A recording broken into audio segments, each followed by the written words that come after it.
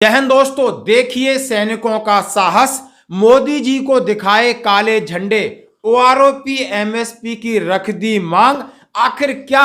अब एक एडवोकेट साहब कह रहे हैं 5 राज्यों में है चुनाव और इनको झटका दो।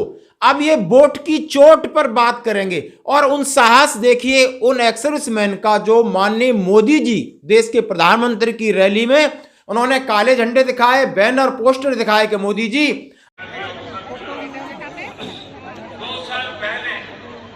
आज के ही दिन मुझे ये वीडियो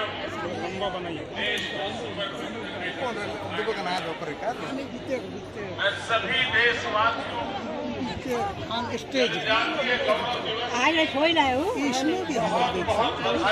आप यहां पर झारखंड में गौरव दिवस मनाने के लिए आए, लेकिन मेरे लिए यह शर्मनाक दिवस है।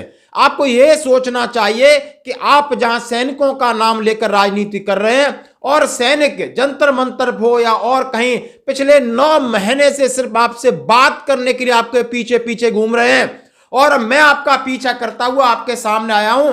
ये हमारी मांगे हैं और ये बेसंगतियां हैं। हाँ जी, जय हिंद दोस्तों। और ये बात है झारखंड की, जहां गौरव दिवस की एक रैली को संबोधित करने के लिए देश के माननीय प्रधानमंत्री मोदी जी वहां पर जाते हैं और सैनिक उन्हें काले झंडे और तख्ती दिखाते हैं। आप देखिए वीडियो, आप लाइव वीडियो देखिए। और दूसरी बात, अब बहुत सारा चीजें हमने कर ली। 25 तारीख को रेल रोको आंदोलन है और भी छोटे मोटे आंदोलन का आह्वान किया जा रहा है। एक दिन की रैली से कुछ नहीं होने वाला, ये सबको पता चल गया है। और जब गियर बदलने की बात है तो देखते हैं कि रेल रोको में क्या निकल के आता है। लेकिन दोस्तों, कल चुनाव है मध्य प्रदेश में। दोस्तों 25 नवंबर को चुनाव है राजस्थान में, छत्तीसगढ़ में चुनाव चल रहे हैं, तेलंगाना में चुनाव चल रहे हैं। आप क्या चाहते हो? आप क्या सोचते हो? अब फौजियों को एकजुट होना पड़ेगा और एकजुट करना पड़ेगा ग्रामीण स्तर से, ब्लॉक स्तर से, और अपनी ताकत दिखानी पड़ेगी। और ये ताकत बनेगी वोट की चोट। और इसके लिए आपसे एक वीडियो लेकर आए हैं। वीरेंद्र डूडी साहब हैं, एडवोकेट हैं और सेना से सार्जेंट रिटायर्ड हैं एयरफोर्स से। उन्होंने कहा है कि सरकार वार्ता के लिए भी हमें इन्वाइट नहीं कर रही। बातें मानना तो दूर की बात है, जो सैनिक अमर शहीदों के पास जाने 144 धारा लगा के उन्हें रोका जा सकता है। जिस प्रकार हमारी अनदेखी हुई है, हमारी बात को अनसुना किया गया है, हमें आज तक वार्ता का निमंत्रण नहीं दिया गया, किसी भी संगठन को आज तक वार्ता के लिए नहीं बुलाया गया, जो कि बहुत दुर्भाग्यपूर्ण है। और पिछले दिनों तो इन्होंने हद कर दी, जब नेशनल वॉर मेमोरियल पर 6 नवंबर को हम हमारे मार्टियर्स को, देश के अमर शहीदों को श्रद्धा सुमन अर्पित करने जा रहे थे, तो वहां धारा 144 इंपोज कर दी, जो कि बहुत ही दुख व दुर्भाग्यपूर्ण है। अब समय आ गया है इनको वोट की चोट की भाषा में समझाने का। उसके अलावा ये नहीं समझने वाले। हमारे कई साथियों को भी इससे हो सकता है कुछ दिक्कत हो, उनका इस पार्टी के प्रति प्रेम हो सकता है, लेकिन उनका प्रेम अगर इस पार्टी के प्रति है तो मेरा उनसे अनुरोध है कि आप हमारी बात को वहां तक पहुंचाए ताकि ये वार्ता अब तक हो जाती या हमारी बातें सुनी जाती। अगर विसंगतियां मानना ना मानना तो बहुत बात की बात है, अब तक अनसुना किया गया है। और अन्य सभी पूर्व सैनिकों से अपील है कि 5 राज्यों में चुनाव है, सभी संगठित हो जाए। मिजोरम में चुनाव हो चुके 7 नवंबर को थे। आप समझ सकते हो आप इनसे कितनी उम्मीद रखते हो। और इनके लिए एक मोमेंटम बनाना पड़ेगा कि सैनिकों को इकट्ठा हो और देश की जनता आपका जरूर साथ देगी, क्योंकि आज देश की जनता जिस तरीके से सैनिकों का सम्मान करती है, आपको इसका फायदा उठाना पड़ेगा। फायदा का मतलब ये नहीं है कि आप नेताओं की तरह किसी को बेवकूफ बनाओ। फायदा यही है कि देशभक्ति, जनहित के लिए जो मुद्दे हैं ग्रामीण लेवल से उठाओगे, ये सरकार आम चुनाव तक कहीं ना कहीं घुटनों तक आएगी, क्योंकि 5 राज्यों में झटका देना है। अब मध्य प्रदेश में कल 17 तारीख को वोटिंग है और राजस्थान में 25 नवंबर के आसपास वोटिंग है, मिजोरम में हो चुकी है और तेलंगाना में वोटिंग है, छत्तीसगढ़ में एक फेज का इलेक्शन हो गया है। और इसमें यदि ये सरकार, जो वर्तमान सरकार है, उनके खिलाफ आप वोट डाल सकते हो, कह सकते हो कि आपको आरओपी एमएसपी हम नहीं दिया और हम आपके खिलाफ वोटिंग करेंगे और ये हमारा वोट का राइट है। दोस्तों आप ये 2 वीडियो देखिए। वीरेंद्र डूडी साहब क्या कह रहे हैं, इनकी बात से आप कितना समर्थन करते हो। उन्होंने कहा है कि कोई व्यक्ति विशेष किसी पार्टी से लगाव है या वो पार्टी के किसी कद और पद में बड़ा है तो वो बातें मनवाए। क्यों नहीं बातें मनवाता? यहां तक कि बहुत सारे सैनिक संगठन बड़े बड़े नेताओं से घर पे जाकर के मिला है। आप देख सकते हो हिमाचल प्रदेश के बड़े नेता हैं अनुराग ठाकुर, उनके जाकर 3 बार मिला है, चाय पानी पिया, ज्ञापन दिया, रक्षा मंत्री जी से भी यहां तक खूब मिल लिए, सब कुछ कर लिए, लेकिन इतनी इन्होंने नहीं सोचा कि जवानों से बात कर ली जाए। जवानों की बात मानना न मानना दूर की बात है, 3 जजों की कमेटी दे, किसी बुद्धिजीवियों की कमेटी कर देते, कोई आश्वासन देते नहीं, इग्नोर इग्नोर इग्नोर, नजरअंदाज नजरअंदाज नजरअंदाज। यानी उन्हें पता है कि इनका मुट्ठी भर सैनिक है, ये बिखरे हैं, कोई कांग्रेस कोई बीजेपी, ये कहां जाएंगे, वोट हमें ही देंगे, क्योंकि हमने तो राज्य करना है और इनको चक्कर काटने दो। आप कितने सहमत हैं इसके ऊपर जरूर कमेंट्स करें, और कल वोटिंग है, जरूर अपने दिल अपने जमीर को देखें कि आप सैनिक हैं और सैनिकों के लिए सरकार क्या कर रही है, सैनिकों की बात सुन रही है, नहीं सुन रही तो अपने विवेक से अपने दिल से जरूर निर्णय लें। धन्यवाद। देश के सभी पूर्व सैनिकों को नमस्कार। मैं एक सार्जेंट एडवोकेट वीरेंद्र डूडी आप सभी से विनती करता हूं कि इस वीडियो को लास्ट तक देखें, वह मेरी बात अगर सही लगे तो इसे वायरल करें, सर्कुलेट करें, ताकि देश के हर पूर्व सैनिक तक पहुंच सके। जिस प्रकार हमारी अनदेखी हुई है, हमारी बात को अनसुना किया गया है, हमें आज तक वार्ता का निमंत्रण नहीं दिया गया, किसी भी संगठन को आज तक वार्ता के लिए नहीं बुलाया गया, जो कि बहुत दुर्भाग्यपूर्ण है। और पिछले दिनों तो इन्होंने हद कर दी, जब नेशनल वॉर मेमोरियल पर 6 नवंबर को हम हमारे मार्टियर्स को, देश के अमर शहीदों को श्रद्धा सुमन अर्पित करने जा रहे थे, तो वहां धारा 144 इंपोज कर दी, जो कि बहुत ही दुखद व दुर्भाग्यपूर्ण है।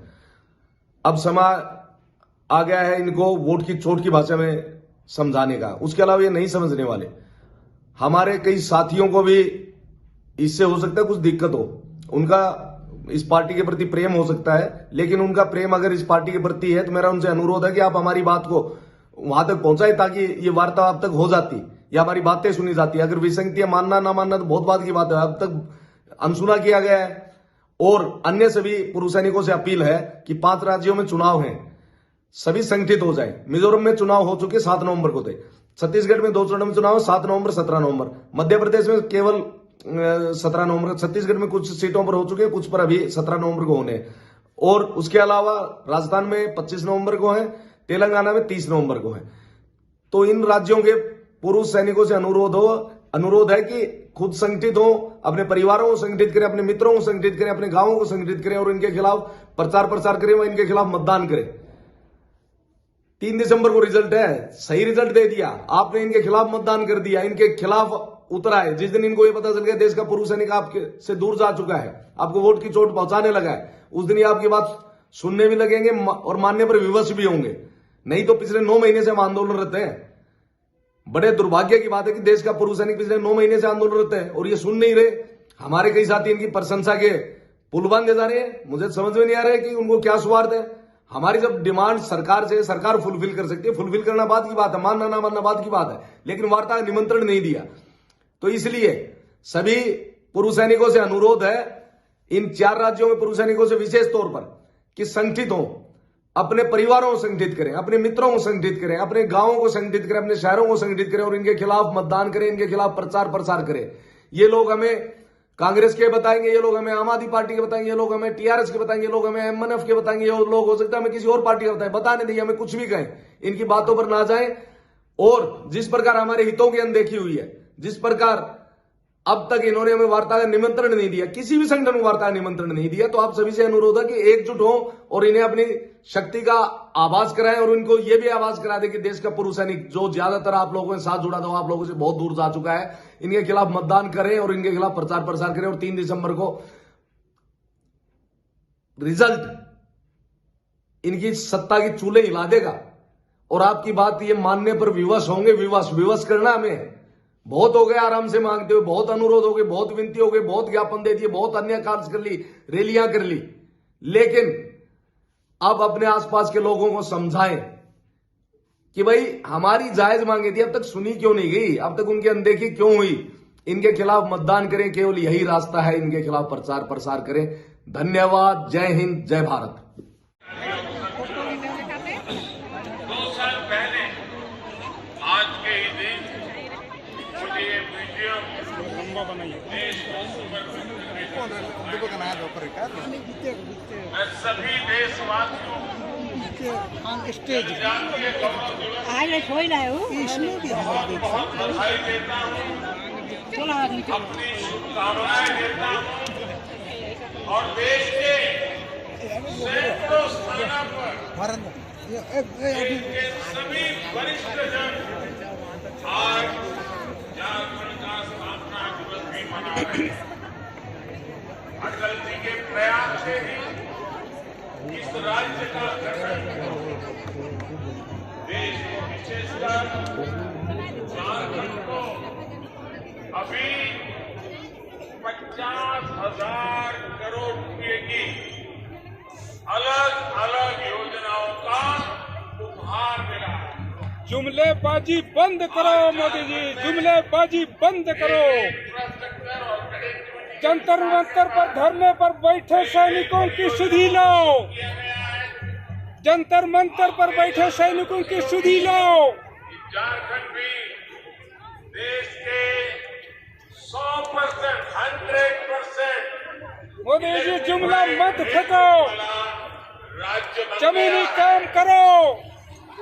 हमारे पुलवामा के शहीदों को अब तक न्याय नहीं मैं मिला। आप सभी मेरे झारखंड वासियों को बहुत सारी बधाई देता हूं।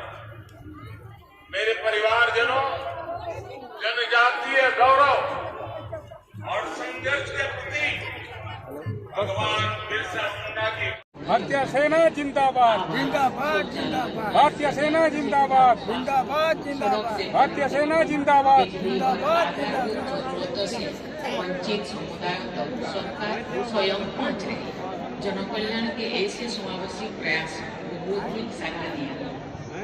मैं आशा करती हूँ